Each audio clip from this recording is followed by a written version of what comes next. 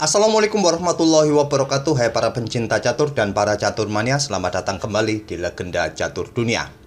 Arjun Erigaisi dan Levon Aronian juara Tata Steel India Rapid and Blitz. Arjun juara di game Rapid kawan, sedangkan Levon juara di game Blitz. Arjun Erigaisi hampir menyabet 2 trofi sekaligus. Andai saja dia tidak kalah oleh Levon Aronian pada game Armageddon di babak tambahan atau tiebreaks di sesi Blitz. Babak tambahan terpaksa dimainkan oleh kedua pemain karena sampai 18 babak permainan Blitz atau sesi Blitz, poin mereka berdua sama kawan, sama-sama mengemas 11,5 poin dan mereka memainkan 2 game Blitz pada permainan tiebreaks, tapi hasilnya seimbang. Mereka 2 kali bermain remis yang akhirnya ditentukan lewat Armageddon. Dan berikut inilah game Armageddon mereka berdua. Dan perlu diketahui, mungkin sebagian kawan-kawan belum tahu, dalam permainan Armageddon siapa yang pegang hitam akan mendapatkan waktu lebih sedikit kawan daripada putih. Di game ini hitam mendapatkan waktu 4 menit, sedangkan putih mendapatkan waktu 5 menit. Tapi jika permainan berakhir remis, maka hitamlah sebagai pemenangnya. Di sini Levon Aronian pegang putih, Arjun Erigaisi pegang hitam. Levon bermain dengan pion D4, dibalas kuda F6, gajah F4, pion D5. Dan kita temui permainan London System. Selanjutnya pion E3, jelas membuka diagonal peta terang bagi gajah.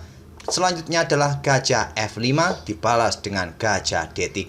Levon langsung menantang gajah terang, diterima oleh hitam, dipukul balik menggunakan pion C. Langkah memukul balik menggunakan pion sepertinya jelek kawan, tapi ini adalah langkah terbaik. Stockfish pun setuju dengan apa yang diperbuat oleh Levon dengan memainkan atau memukul balik menggunakan pion. Ini juga menambah kekuatan di peta pusat. Peta-peta ini sudah tidak lemah lagi kawan, yang tidak mungkin akan ditempati oleh kuda hitam, dan bisa jadi bisa mendukung pion E-nya untuk didorong maju ke depan. Di sini hitam melanjutkan dengan pion E6, dibalas langkah menteri B3 mengincar pion B7, diantisipasi dengan pion B6, selanjutnya kuda C3 dan gajah D6. Kali ini Arjunlah yang menantang gajah gelap putih dan ditolak oleh Levon.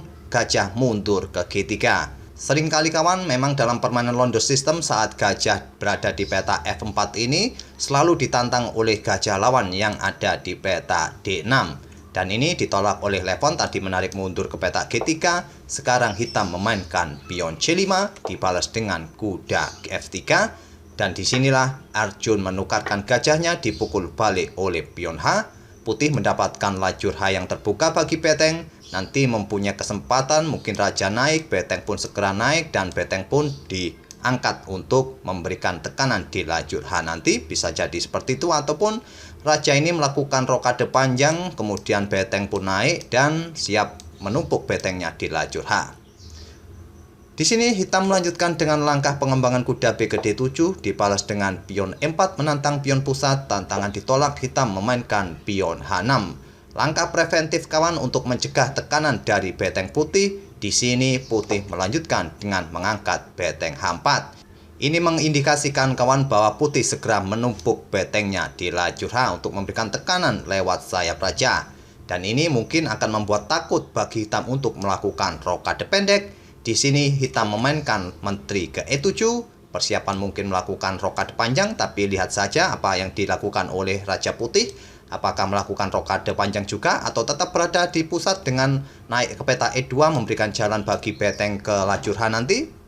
Di sini Levon memainkan pion E5, menjaga lajur pusat tetap tertutup dan juga sedang mengancam kuda. Kuda lompat ke H7. Sekarang Levon memutuskan untuk rokade panjang dan bersiap menumpuk beteng ke lajur H, memberikan pressure di sayap raja ini. Arjun melanjutkan kuda F8, raja putih bergeser ke B1, kuda ke G6 mengancam beteng, beteng naik ke H5, selanjutnya menteri ke D8, dibalas dengan langkah beteng bergerak ke lajur H, bertumpuk memberikan pressure lewat lajur H. Di sini pion B5, lanjut Arjun mulai mendorong pion-pion sayap menteri kawan. Mungkin di langkah berikutnya dia melakukan rokade atau hanya menggeser rajanya ke peta F8. Tapi tidak mungkin diagonal ini cukup terbuka bagi putih untuk menyerangnya jika hanya bergeser. Di sini Levon memainkan kudanya ke peta E2, dibalas menteri hitam ke B6. memberikan dukungan bagi pion-pionnya untuk didorong. Mungkin di langkah berikutnya pion A5 bisa jadi. Sekarang Levon memainkan pion G4, mulai mendorong pion sayap rajanya. Dan ini membuat hitam melakukan rokade panjang. Karena melihat pergerakan pion yang akan didorong, pasti lajur H ini akan terbuka di langkah berikutnya. Mengingat beteng yang sudah bertumpuk di lajur H, pasti tekanan berat diterima oleh putih di sayap raja. Akhirnya hitam memutuskan rokade panjang. Levon pun mendorong pion G5-nya. Tantangan diterima, dipukul balik menggunakan kuda dan memberikan ancaman garbuan bagi pion F7 terhadap dua betengnya kawan. Di sini Arjun langsung bertukar beteng, dipukul balik. Selanjutnya adalah beteng bergeser ke F8, melindungi pionnya kawan dari ancaman kuda. Di sini beteng bergerak ke H7, mengincar pion G7. Seperti yang kalian lihat, ada tanda tanya di atas kepala beteng. Ini menandakan langkah Levon ini merupakan langkah kesalahan. Di mana pada posisi ini tadi kawan, langkah menteri bergerak ke C2 direkomendasikan oleh Stockfish. Dan mungkin raja akan bergeser ke B8. Tapi Levon memainkan betengnya naik ke H7 mengincar pion G7. Tapi sayangnya pada posisi ini kawan, Arjun Eregaisi tidak mampu merespon dengan baik. Dia melakukan pengorbanan kuda pukul pion E5. Langkah menteri bergerak ke petak D8 patut dipertimbangkan oleh hitam untuk mengancam kuda. Dan mungkin langkah berikutnya beteng mundur melindungi kuda. Di sini menteri bisa bergerak di diagonal gelap ini untuk tetap mengontrol petak-petak gelap ini. Dan persiapan juga memberikan dukungan bagi pion F6-nya untuk segera membongkar pion-pion pusat putih ini. Tapi pada posisi ini tadi respon dari hitam kurang bagus. Dia membuat langkah pengorbanan kuda pukul pion E5. Apa maksud dari langkah pengorbanan hitam ini kawan? Kita lihat di langkah berikutnya seperti apa. Levon menerima pengorbanan kuda hitam, dipukul balik menggunakan pion D. Selanjutnya menteri mengambil pion F2, mengancam kuda di peta E2 ini. Di sini di pick up oleh menteri di C2. Selain melindungi kudanya, menteri juga sedang mengincar pion yang ada di C6, sebuah langkah yang logis. Tapi Stockfish tidak setuju dengan langkah Levon ini.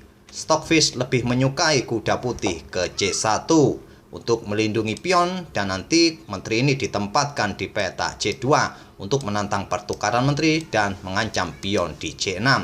Andai beteng bergeser ke peta G8 melindungi pionnya, menteri bisa bergeser ke C2. Mengancam pion juga menantang pertukaran andai diterima oleh hitam dan dipukul balik oleh raja putih, dan putih pun akan baik-baik saja dan tetap unggul karena unggul satu kuda.